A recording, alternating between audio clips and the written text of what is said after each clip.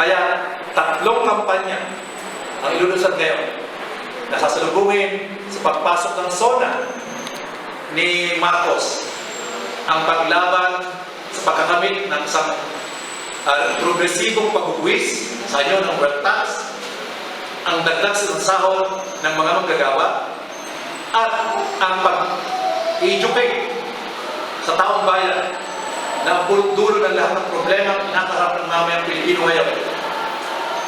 Buwisan ang milyonaryo, hindi ikaw obrero.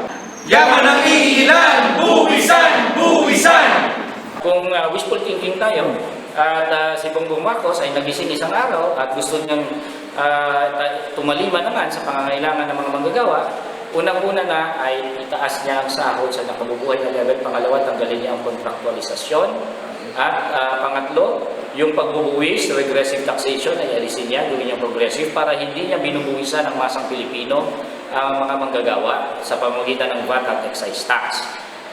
Yan ang tatlo na simpleng steps. 1, 2, 3 na simple para masolusyonan natin ang kahirapan. Dagdag sahod sa batas, last 750 ngayon lang.